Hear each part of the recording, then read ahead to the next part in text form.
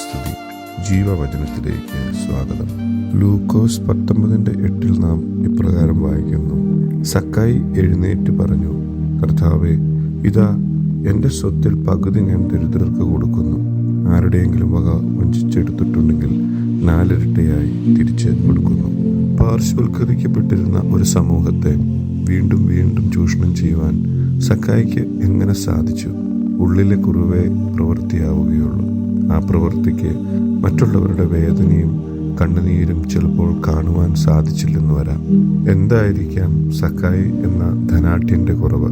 സമ്പത്തിന്റെ അമിതാശ്രയത്വം, ശാരീരിക പരിമിതികളെക്കുറിച്ചുള്ള അപകർഷത, അങ്ങനെ നീണ്ടുപോകാം സക്കായിയുടെ കുറവുകൾ. തൻ്റെ കുറവുകളെയെല്ലാം മറക്കുവാൻ മറ്റെന്തും അവൻ നേടിയെടുക്കുവാൻ തുനിഞ്ഞിരിക്കാം. സ്വന്തം കുറവുകളുണ്ടോ മാറുന്നു. നമ്മുടെ കുറവുകളിൽ ക്രിസ്തു ജനിക്കാത്തിടത്തോളം കാലം അതൊരു പോരായ്മയായി തന്നെ നിലനിൽക്കും. സക്കായിലുള്ള കുറവുകൾ അപ്രകാരം നിലനിന്നു. തന്നെ ഒരുപക്ഷെ പരിഹസിച്ച ജനത്തെ ചൂഷണം ചെയ്ത് സമ്പന്നത നേടി അവൻ തൻ്റെ കുറവ് പരിഹരിച്ചു എന്ന് ചിന്തിച്ചിരിക്കാം. എന്നാൽ യേശു ക്രിസ്തുവിന് ഇടം നൽകുവാനുള്ള മനസ്സ് രൂപപ്പെട്ടപ്പോൾ അവൻ യഥാർത്ഥത്തിൽ സമ്പന്നനായി മാറി. ദൈവത്തിൻ്റെ മുൻപിൽ പോലും ആത്മീയമായി സമ്പന്നത നേടുവാൻ സക്കായിക്ക് സാധിച്ചു എന്ന് വേണം കരുതുവാൻ. യേശു ക്രിസ്തുവിൻ്റെ നടത്തത്തിന് അഭിമുഖമായി നടന്ന സക്കായിയുടെ ഈ നടത്തങ്ങളിൽ മാനസാന്തരം ഒളിഞ്ഞിരിപ്പുണ്ടായിരുന്നു. ഏതൊക്കെയായിരുന്നു സക്കായിയുടെ ആ നടത്തങ്ങൾ? ഒന്ന്, ഹൃദയ ഐക്യത്തിൻ്റെ നടത്തം. അതായത് ജനിച്ച നാൾ മുതൽ ക്രിസ്തുവിനാൽ കാണണമെന്ന് ആഗ്രഹം ജനിച്ച നാൾ വരെ ഉള്ള ഒരു നടത്തം.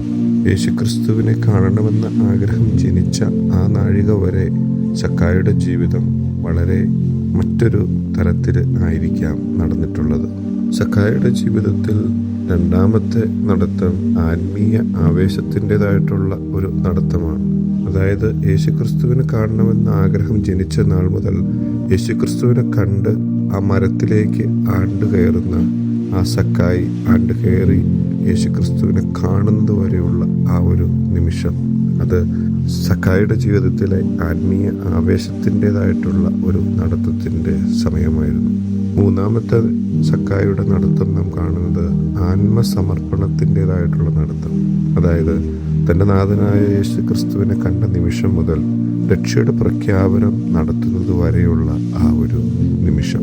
യേശു ക്രിസ്തു ജെറീക്കോ തെരുവീതിയിലൂടെ നടന്നു നീങ്ങിയത് സക്കായിയെ മാനസാന്തരപ്പെടുത്തുക എന്നുള്ള ഒരു ലക്ഷ്യത്തോടെ മാത്രമല്ല, എന്നാൽ തൻ്റെ ജീവിതത്തിൽ ചെയ്തു കൂട്ടിയ പാപങ്ങളെല്ലാം കർത്താവിൻ്റെ സന്നിധിയിൽ ആത്മാർപ്പണം നടത്തുവാനുള്ള ഒരുക്കത്തിലായിരുന്ന സക്കായിയെ കണ്ടപ്പോൾ യേശുക്രിസ്തു സക്കായിയോട് പറഞ്ഞു, നീ മരത്തിൽ നിന്ന് ഇറങ്ങി വരിക, എനിക്ക് ഇന്ന് നിന്റെ ഭവനത്തിൽ പാർക്കേണ്ടിയിരിക്കുന്നു എന്ന്. നമ്മുടെ എല്ലാം ജീവിതത്തിൽ നമ്മുടെ നാഥനായ ക്രിസ്തുവിനെ കാണണമെന്നും ആ ക്രിസ്തുവിനോട് കൂടെ നടക്കണമെന്നും എൻ്റെ കഴിഞ്ഞകാല പാപങ്ങളുടെ നിമിഷങ്ങളെല്ലാം ക്രിസ്തു എനിക്കായി ഏറ്റെടുക്കും അല്ലെങ്കിൽ ഏറ്റെടുത്തു എന്ന് തിരിച്ചറിയുവാനും നമുക്ക് സാധിക്കുന്നുണ്ടോ എന്ന് ചിന്തിക്കുവാൻ നമുക്ക് ഇടയാകണം. ഇത് എൻ്റെ ശരീരം, ഇത് എൻ്റെ രക്തം എന്ന് ഉര ചെയ്ത നാഥനായി അനുതാപത്തിൻ്റെ കണ്ണുനീരും ഹൃദയവും നാം നൽകുമ്പോൾ, ഇവ രണ്ടും നമ്മുടെ നാഥൻ്റെ ശരീരരക്തങ്ങളായി കൂടിക്കലരുമ്പോൾ വിശ്വാസത്തിൽ ഉള്ളു നിറഞ്ഞ ചില ആത്മീയ ആന്തരിക പ്രഖ്യാപനങ്ങളിലേക്ക് നാമും സക്കായിയെ പോലെ മാറ്റപ്പെടുന്നതാണ്. ഉള്ളിൽ തൊടേണ്ടവൻ തൊടുമ്പോൾ ഉടലെടുക്കുന്ന ഉയർത്തെഴുന്നേൽപ്പിൻ്റെ ആന്തരികതയിൽ ആഴപ്പെട്ട സ്വരമാണ് മാനസാന്തരം. നമ്മുടെ മനസ്സ് അപ്രകാരം ഒരു മാനസാന്തരത്തിൻ്റെ അവസ്ഥയിലേക്ക് തിരിയുന്നുണ്ടോ എന്ന് ചിന്തിക്കുവാൻ നമുക്ക് ഇടയാകണം.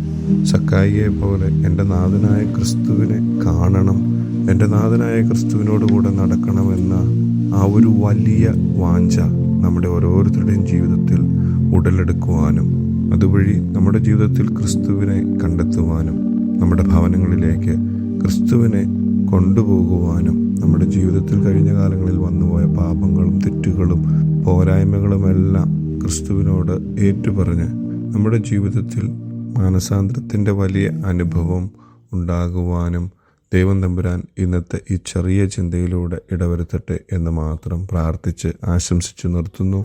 ദൈവ തിരുനാമം മാത്രം മഹത്വപ്പെടുമാറാകട്ടെ. ആമേൻ.